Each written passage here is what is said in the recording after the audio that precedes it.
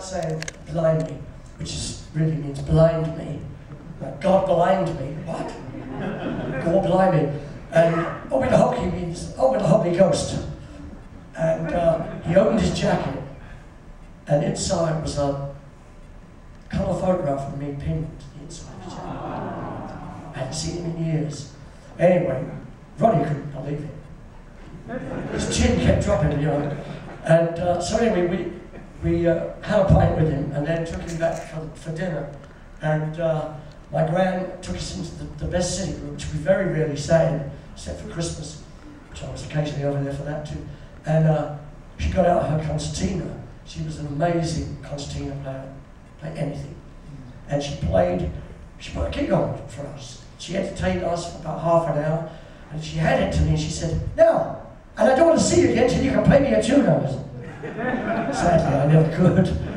I never did see her again, but it was just a magic time, and has nothing to do with this song. I thought it was going somewhere. That's a different story. It's in your book, though. This. Oh, it's all in the book. It's all in the book. Old rage. I have some copies here. Right. Oh yeah. So this is nothing to do with this. Funny, It's the song Steve and Ronnie wrote back in '66. We used to record on the way to a gig, invariably. This is when we were with Don Albany, and he wasn't wasting any money on us, and studio time was expensive, and there was only 4 tracks. So he'd say, right, A side, we go, we're all dressed for a gig, you know. Okay, play the A side, and cut that, and Steve would do the vocals, Steve Marriott, one of the greatest vocals in life.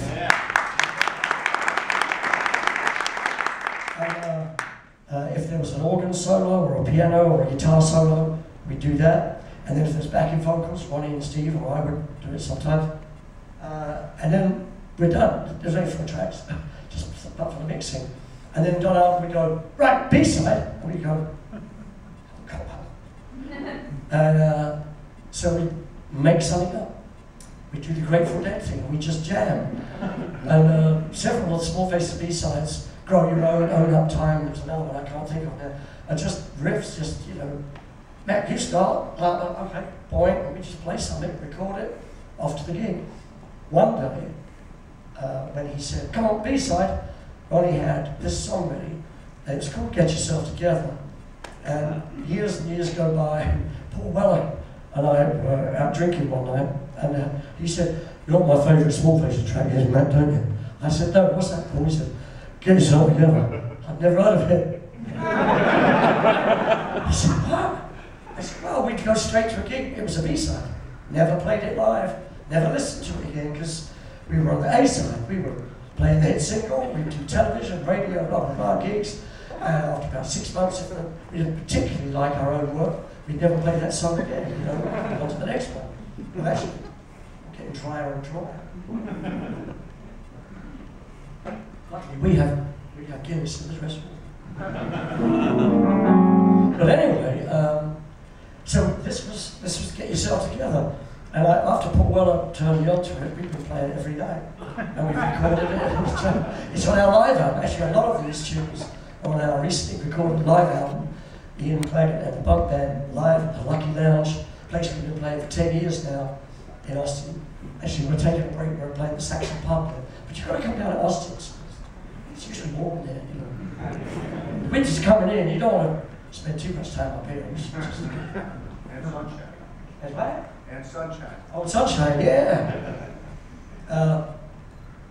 It's called Get Yourself Together. Get yourself together, man. Oh, and Conrad, as you can tell, is not here. So John will be doing the, yeah, I'll get the song now.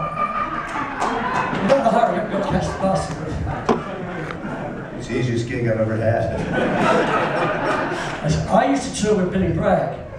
And Billy Bragg, I love Billy, yeah. He's a lovely, lovely man, and a very, very bright man. Very, he writes some of the most beautiful, soulful love songs. It's only when his life isn't so good, you know, he's been happily married for so long, I keep telling him, or telling his wife, just dump him for a bit, give him something to write about. And one night we went on it in Philadelphia, and someone reminded me of this recently. at the gig. They said, yeah, he talked a lot that night. I said, was it the night he talked about the rhubarb pie? He went, yeah. I said he had 3 cappuccinos. And he would go on, sing 2 songs, then he'd bring me on. And this night, he brought me on, full headlights on me, you know. And he talked for 25 minutes. I'm going, Note to self. and I've heard the stories like this.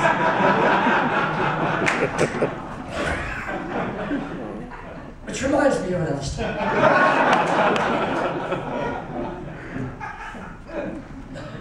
This is going to get yourself. Oh, well, my point was, there's no Conrad, so he's going to do the drums.